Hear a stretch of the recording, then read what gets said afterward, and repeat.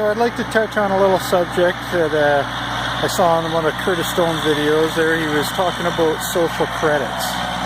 And it kind of hit home a little bit, and I was thinking about what he had to say. And so my little analogy on this whole social credit thing is, I got a couple good neighbors here. And when you look around my property here, pretty much every property I can see with, you know, we're talking hundreds of acres around me, and every single one of my neighbors will own a tractor. They've all got one. And when my brother and I got to this property here, you know, we had construction experience and equipment experience background, and lots of gardening experience. But as far as, like, you know, farming experience, we were very green. New to it, had zero experience in actual farming. And the neighbors are all farmers. Lots of them are born and bred farmers. And them giving us the confidence to go ahead and buy something like these discs. You know, they were $500 used. I'd never used them before. But the ability to know that if I can't figure it out, I just go knock on my neighbor's door. If he can't figure it out, I go knock on that neighbor's door. And we're talking, some of the people here have got, you know, 50 plus years of farming experience. And so, you know, going back to Curtis Stone's social credit thing, farmers are some of the best people you'll ever meet. And they're more than happy to share their experience with you. The guy who we bought the discs off of, I believe he was in his 80s, and he had some health issues, and he was basically selling off his farm equipment and selling his farm. And when we bought the discs off him, he was so happy to see a younger generation that's going to continue farming. It lit up his eyes. You could actually see he was happy to see a piece of his equipment going. And like I said, we paid, you know, $500 to me is not a lot of money for a tool that basically makes, you know, this little plot here. I'm not sure exactly how big it is, but it's got to be at least a quarter acre.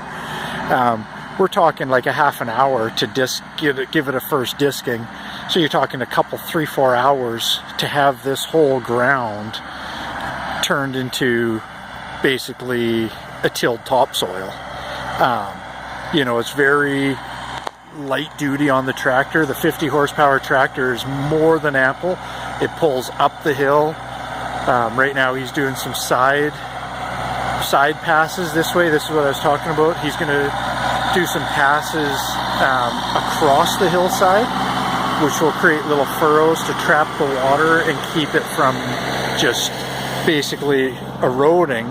Like if we left it like this, you can see the scarification lines down here, and water would just hit those little trenches and just wash. It would be, you know, we've seen 2.5, 3 feet of snow up in this field.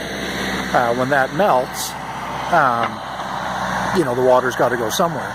So another trick that one of the farmers had told us, he said, make sure you always disc your hillside last crosswise across the hillside, and that's going to save you on a lot of erosion. And you know, that's just life experience that, you know, we might not have thought of, or, you know, might have just got passed by, but, you know, it was important enough for him to say, make sure you do it. And sometimes, you know, you take the advice of your elders, people who've been doing it, the experts. You know, just because they don't got a shiny hat and a fancy truck doesn't mean they aren't experts in what they do. And these people are expert farmers. And you know, like I say, we live in a beautiful valley here, and we're surrounded by, you know, most of the farms here are minimum of 5-10 acre farms, but like these ones across the street are 20 acre, you know, 20 to 100 acres properties. And it's just every corner that you look is all farms.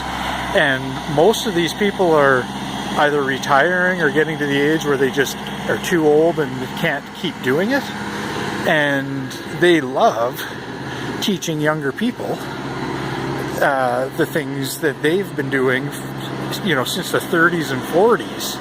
And, if it's not broken, don't fix it, right? Like, these people are, like I say, expert farmers, and we've taken little pieces of all of this and we add it to our farm. And these discs were one of the best investments I think we could have made in this farm. I know a lot of people are saying, don't till, you're disturbing the ground and this and that. And I do agree in lots of situations, but if you can see my manure pile there, we basically make probably, I'm guessing, in the neighborhood of 100,000 pounds of compost each season. And that comes with the equipment, the tractor, the skid steer. One of our neighbors it's just up there, he had a manure spreader sitting in his yard he wasn't using. He said, hook it on, use it. And, like, that's social credit again. When something's not being used by one farmer and another farmer can benefit for it, they're the first ones to say, hey, here you go, get your field done. And between the two of us, we've probably emptied at least 5 piles the size of that one down there of compost. And so I don't mind doing some tilling. I like to break the ground. We're planning on planting carrots in here and a few things that we like to have, like a deep tillage, so that they can, it's not so hard packing, your carrots aren't all stunted. And yeah, that's my little spiel on social credit. I think I give credits to Curtis Stone for bringing awareness to it, because it is a very important thing. Like you say, you get some of these social credits with some of these farmers that can no longer farm, but that's their life and their passion is farming. These people are more than happy. My neighbor came running out when he saw the discs, and he was mad that we didn't tell him we got a new set of discs, because he wanted to come and show us how to use them. And that's what you get on the farm. People, farmers and their neighbors, helping each other out and making sure everyone succeeds.